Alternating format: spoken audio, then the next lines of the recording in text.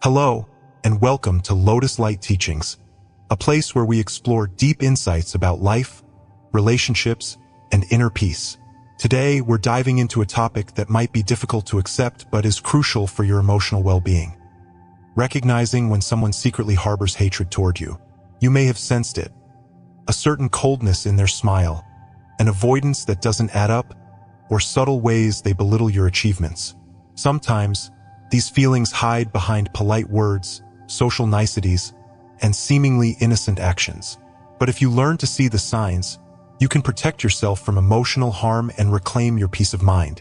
So, let's begin this journey together. Open your heart, take a deep breath, and let's explore the truth behind hidden resentment and how to rise above it. Have you ever walked into a room and felt a strange tension in the air, even though no one said a word? It's like an invisible force pressing against you, something unspoken but deeply felt. I remember a story a dear friend shared with me. Let's call her Anna. She had a coworker, Lisa, who always greeted her with a smile. Polite, professional smile. But there was something off. Lisa would never make direct eye contact, and when Anna shared good news, whether about work or her personal life, Lisa would nod absently, then immediately change the subject. At first, Anna brushed it off as simple indifference. Maybe she's just not expressive, she thought. But then, small things started piling up. Lisa subtly excluding her from conversations, making sarcastic remarks disguised as jokes, or conveniently forgetting to invite her to team events. One day, Anna overheard Lisa talking about her to another colleague, belittling her achievements and dismissing her efforts. It was at that moment she realized Lisa wasn't indifferent. She hated her, and Anna had missed the signs for so long. The truth is, hatred isn't always loud. More often than not, it's silent, masked, and hidden beneath layers of social politeness. And that's why it's so dangerous, because it can quietly erode your self-worth before you even realize what's happening. So why does this matter? Because knowing the truth empowers you. It helps you stop second-guessing yourself. It allows you to step away from toxic relationships before they consume your energy. And most importantly, it reminds you that not everyone who smiles at you has good intentions. Hidden resentment can come from jealousy, unresolved past conflicts, or even from people who feel insecure in their own lives. Whatever the reason, you deserve relationships built on trust, not secret disdain. In today's video, we'll uncover 12 subtle but telling signs that someone may secretly hate you. Pay attention, because recognizing these behaviors could change everything about the way you navigate your relationships. 1. The smile that doesn't reach the eyes. There is something deeply unsettling about a smile that lacks warmth. We've all seen it. That polite, controlled expression that curves the lips but never touches the eyes. It's a subtle but powerful signal, a mask that hides unspoken emotions. Have you ever been in a conversation where someone smiled at you, yet you felt a quiet sense of rejection? Perhaps it was a colleague who greeted you at work or an old friend you hadn't seen in years. Their words were friendly, but something about their expression felt hollow. In Buddhist teachings, we learn that truth is not always found in words, but in the essence behind them. The Buddha once said, "With our thoughts, we make the world." Our emotions, our true intentions, are reflected not just in speech, but in the energy we carry. A forced smile, a gaze that avoids true connection, is often a sign of a hidden inner conflict, perhaps resentment, jealousy, or even unresolved pain. Imagine a monk sitting in meditation. His face is still serene, and yet, when you look into his eyes, you feel a vast ocean of peace. That is the power of authenticity. A genuine smile is an extension of the heart. It shines from within. But when the heart is closed off, whether by anger, sorrow, or resentment, no matter how much someone stretches their lips, their eyes will betray them. Buddhism teaches us about sati, or mindfulness, the ability to see things as they are without illusion. When we recognize an empty smile, we are not meant to judge or resent the person behind it. Instead, we should see it with compassion.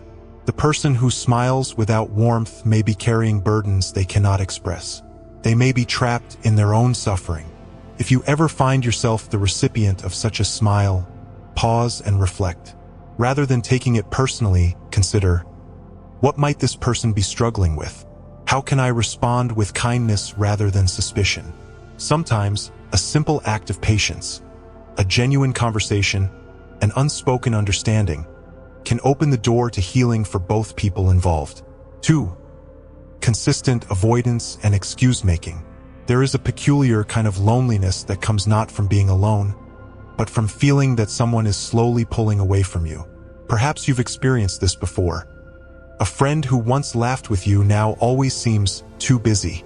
A relative who once confided in you now avoids deep conversations. A colleague who once enjoyed lunch with you now declines with vague excuses. At first, you may wonder, am I imagining this?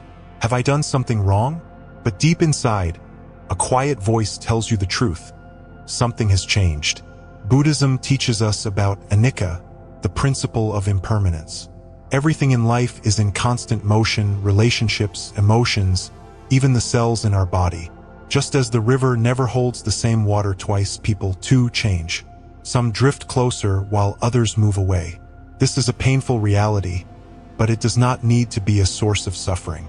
The Buddha encouraged his followers to embrace impermanence not as a loss, but as a natural part of existence. He once told a grieving woman, "All conditioned things are impermanent. When one sees this with wisdom, one turns away from suffering." If someone in your life is avoiding you, step back for a moment. Instead of chasing their presence, ask yourself, what is this teaching me? Perhaps this is an opportunity to practice non-attachment. Perhaps it is a lesson in acceptance, in learning to let go with grace. Sometimes people leave because they are on their own journey of growth, and their path no longer aligns with ours. Other times, their avoidance may have nothing to do with us at all. They may be struggling with personal burdens that we cannot see. Whatever the case, we must learn to release the need for control. True love, true friendship does not cling. It allows space. It allows movement. If a person is meant to be in your life, they will find their way back when the time is right. And if they do not, that too is a lesson in embracing the flow of life. 3. Minimizing or ignoring your achievements. Imagine this. You have worked hard, poured your energy into something meaningful, and finally, you achieve success. Excited, you share the news with someone close to you, only to receive a lukewarm response. "That's nice," they say, before quickly changing the subject. Or worse, they dismiss it altogether.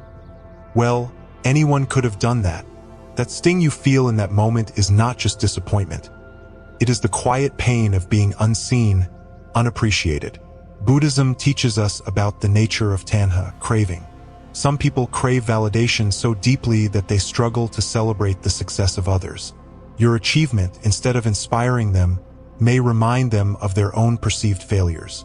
Rather than congratulating you, they minimize your success to protect their ego. But here is the truth. Their reaction is not a reflection of your worth. The Buddha spoke often about mudita, the joy in another's happiness. To truly cultivate peace in life, we must learn to rejoice in the success of others. Instead of seeing achievements as a competition, we should see them as evidence of possibility. If someone close to us succeeds, it means success is possible for us too.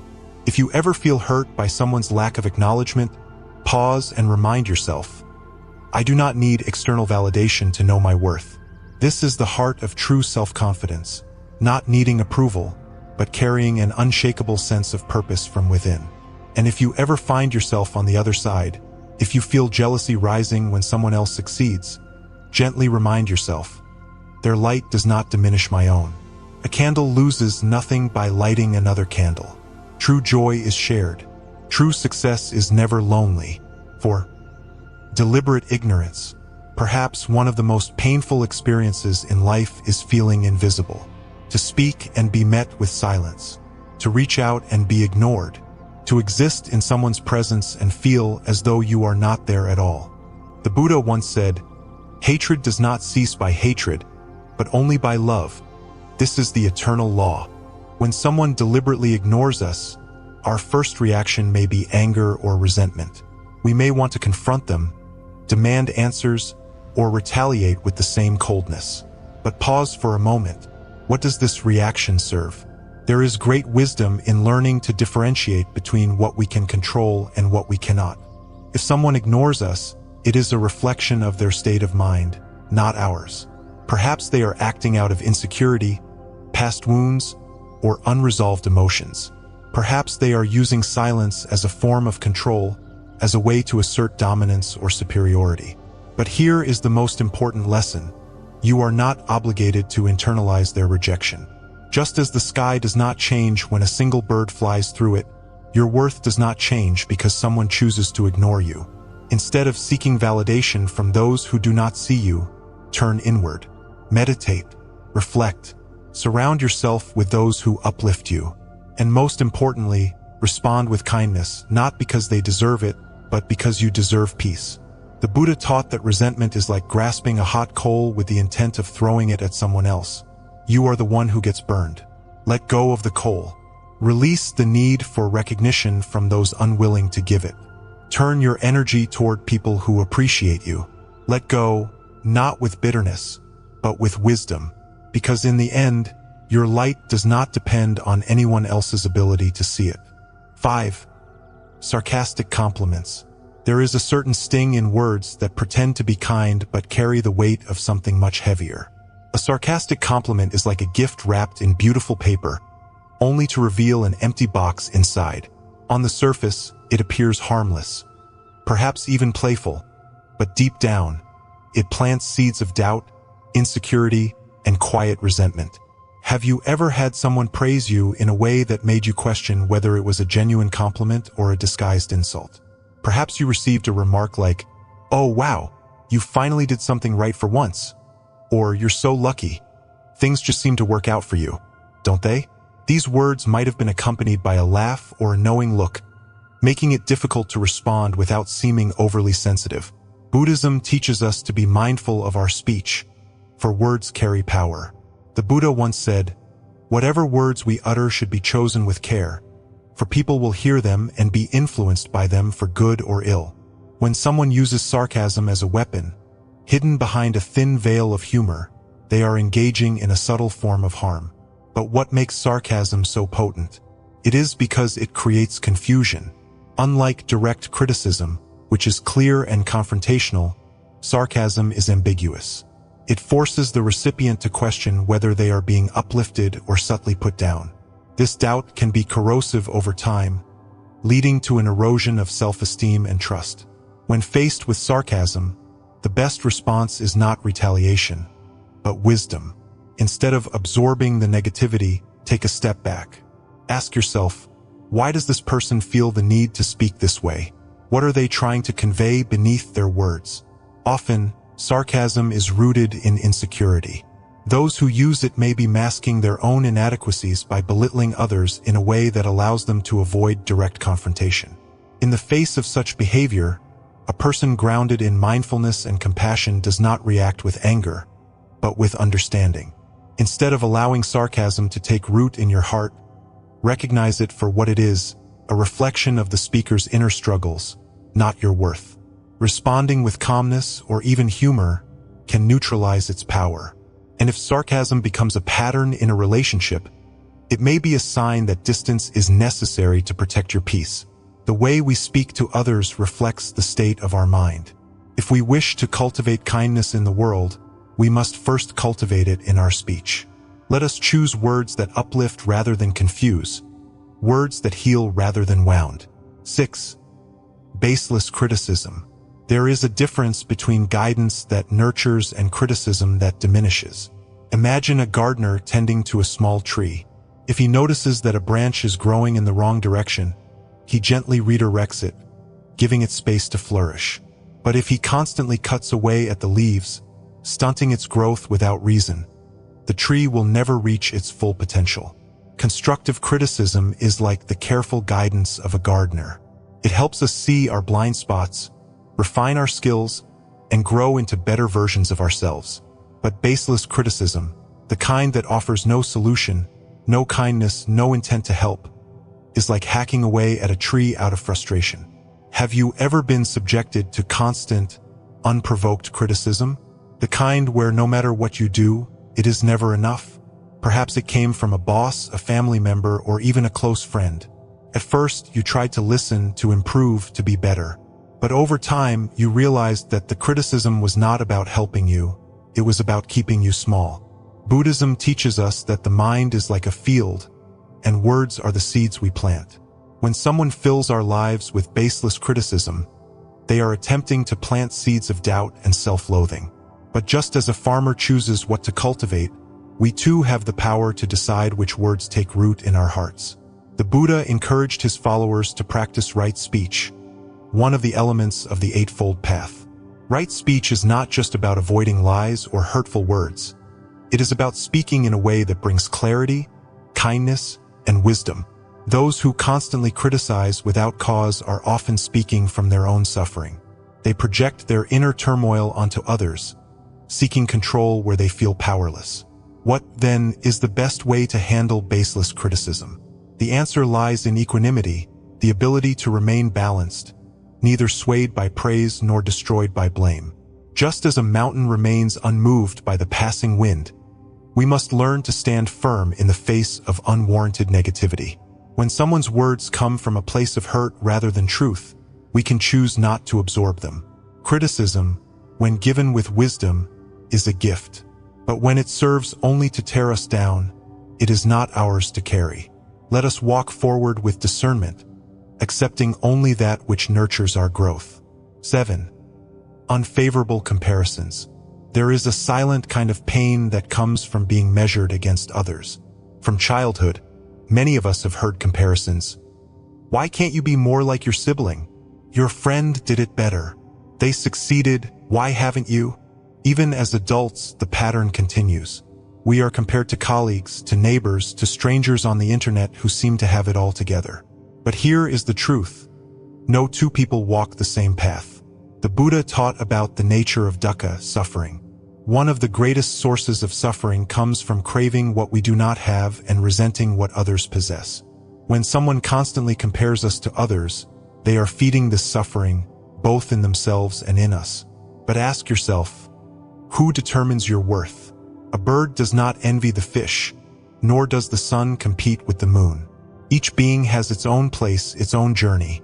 A lotus flower does not bloom by competing with the flower next to it. It blooms because that is its nature. When faced with unfavorable comparisons, it is easy to internalize the criticism, to believe that we are not enough. But the practice of mindfulness teaches us to return to ourselves. Instead of looking outward with envy or resentment, look inward with gratitude. What have you accomplished? What have you overcome? What unique qualities make you who you are? True confidence is not found in outshining others, but in embracing your own light. The Buddha did not ask his followers to be like one another. He asked them to find their own path to awakening. And so should we. 8. Mocking your vulnerabilities. To be vulnerable is to be human. We all have weaknesses, fears, insecurities, past wounds that shape us. When we share these parts of ourselves with others, we do so with trust, hoping for understanding. But what happens when someone takes our vulnerabilities and uses them as weapons against us? Perhaps you confided in a friend about a fear, only to hear it repeated in a moment of mockery. Perhaps you made a mistake, and instead of being met with kindness, you were ridiculed. That kind of pain cuts deep, not just because of the words spoken, but because of the betrayal it represents. The Buddha spoke about karu, compassion. True compassion means holding space for another's suffering, not exploiting it.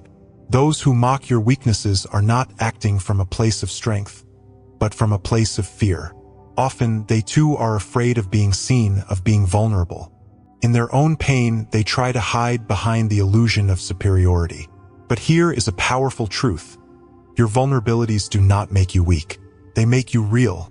A tree that bends in the storm does not break. A river that flows around obstacles does not stop. True resilience is not about being invincible, but about embracing all parts of yourself, even the fragile ones.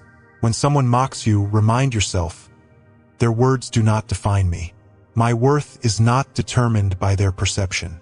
Respond not with anger, but with wisdom. Recognize that those who ridicule others are often running from their own pain. And most importantly, never be ashamed of your vulnerabilities. They are the very things that connect us as human beings. To embrace them fully is to live with authenticity, courage, and deep compassion. 9. Absence in times of need. There is a profound loneliness that arises not from being alone, but from realizing that the people you thought you could rely on are nowhere to be found when you need them most. Perhaps you have experienced it before. The moment when life became too heavy, when you needed a comforting word, a hand to hold, or simply someone to listen. But instead of support, you were met with silence. The people who once laughed with you, shared meals, and enjoyed the good times had suddenly vanished. Buddhism teaches us about the nature of dukkha, the suffering that arises from attachment, expectation, and the impermanence of relationships. We often assume that those who are present in our lives during joyful moments will remain during hardships, but the reality is quite different. A wise monk once shared a story of a tree standing alone in a vast field. In the summer, people gathered under its shade, finding comfort in its presence. But when winter arrived, the same people disappeared, seeking warmth elsewhere. The tree remained, unchanged, witnessing the cycles of human attachment. If someone consistently disappears in your moments of need, it is a reflection of their nature, not your worth. It is not a sign that you are undeserving of care, but rather a reminder that not everyone is meant to walk with you through every season of life. This realization is painful but also liberating. It teaches us to cultivate self-reliance, to find strength within rather than depending on external validation. The Buddha encouraged his followers to seek refuge in their own wisdom, in their own ability to navigate suffering, rather than placing their happiness in the hands of others. Yet, while we learn to stand alone, let us also remember the power of true friendship, those rare connections where presence is unwavering, where support is not conditional. If you have even one such person in your life, cherish them. And if you have the capacity to be that person for someone else, offer your presence without hesitation. 10. Intentional harm. There is something deeply unsettling about realizing that someone is not just indifferent to you, but actively seeks to bring you pain. This harm may not always be obvious. It can be subtle, a well-placed insult disguised as a joke, a small betrayal that cuts deeper than expected, a pattern of behavior that slowly chips away at your peace of mind. The Buddha spoke often about aversion, the tendency of the human mind to push away, to reject, to act out of fear and resentment. When someone harms us intentionally, it is often because they are struggling with their own suffering. They may feel powerless in their own life, and so they seek control over others. They may be consumed by jealousy, anger, or unresolved pain, and instead of facing it, they project it outward. But knowing this does not make the pain any less real. When faced with intentional harm, we have a choice. We can retaliate, fueling the cycle of suffering, or we can choose a different path, the path of wisdom, compassion, and non-attachment. To respond with hatred is to drink poison and expect the other person to suffer. The true act of power is to release ourselves from the need for revenge, to step away with clarity rather than anger. In doing so, we protect not only our peace but our dignity. 11. Speaking ill behind your back. There is a unique kind of betrayal in discovering that someone has been speaking negatively about you when you are not there to defend yourself. Words have weight. They shape the way others perceive us, the way opportunities unfold, the way we see ourselves. When someone spreads rumors, twists truths, or shares our private struggles with others, they are not just speaking. They are manipulating the way we exist in the world. The Buddha warned of false speech, one of the most damaging actions a person can take. He taught that speech should be truthful, beneficial, and spoken with good intent. Anything else is a form of harm, whether the speaker realizes it or not. But how do we respond when we are the target of such speech? The first instinct is often to confront, to correct, to defend. And while there are moments when standing up for ourselves is necessary, there is also great wisdom in letting go. A wise monk once compared gossip to a handful of sand thrown into the river. In the moment, it may create ripples, but the water will continue to flow, unchanged. When we focus too much on what others say about us, We become trapped in their illusion, forgetting that our true essence remains untouched. The people who truly know you, who value you, will not be swayed by words spoken behind your back. And those who choose to believe falsehoods, perhaps they were never meant to walk beside you in the first place. Instead of chasing rumors, focus on your own path. Live in such a way that no amount of false speech can shake your foundation. 12. Reveling in your misfortunes. There is a certain cruelty in watching someone take pleasure in your struggles. Maybe you have seen it, the subtle smirk when something goes wrong in your life, the lack of sympathy when you face a setback, the feeling that someone is quietly celebrating your misfortune. The Buddha spoke about mudita, sympathetic joy, the ability to feel happiness for others' successes and compassion for their struggles. It is the opposite of jealousy, the antidote to resentment. But not everyone cultivates mudita. Some people feel threatened by the happiness of others and comforted by their failures.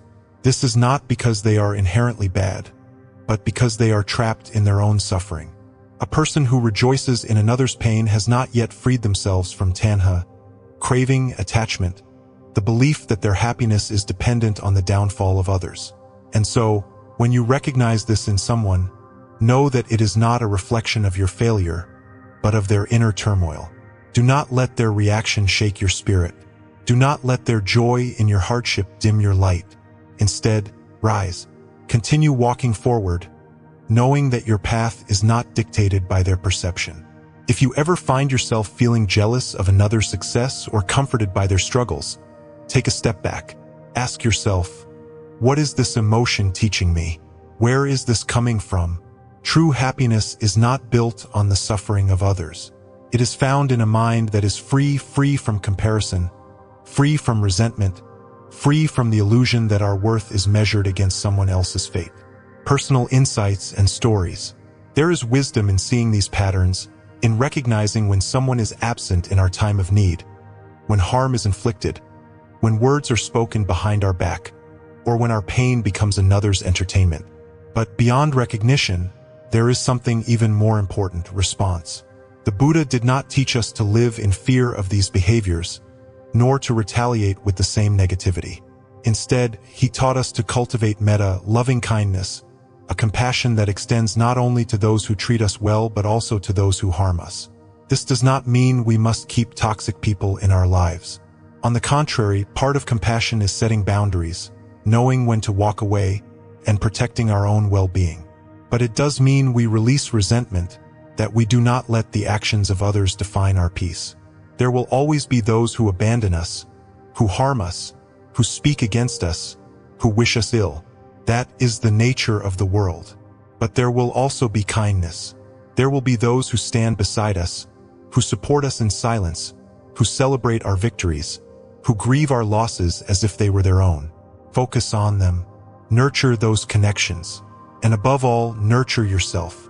Because at the end of the day, your peace, your happiness, your sense of self, these are yours to cultivate. No one can take them from you unless you allow it. Let go of the ones who do not wish you well. And in their place, fill your life with those who remind you of your worth, who see you fully, and who stand with you through every season of life. As we wrap up, I want you to take a moment to reflect. Have you ever felt this quiet hostility from someone? Have you ignored the signs, convincing yourself that you were just imagining things? Here's the truth. Your intuition is rarely wrong. If something feels off, trust yourself. The way people treat you when they think no one is watching says more about their character than 1,000 words ever could. But here's the most important lesson. You do not have to absorb their hatred. You are not responsible for someone else's resentment. Nor do you need to waste your energy trying to fix a relationship where you are secretly despised. Instead, focus on the people who do celebrate you, the ones who show up, who uplift you, who are genuinely happy for your success.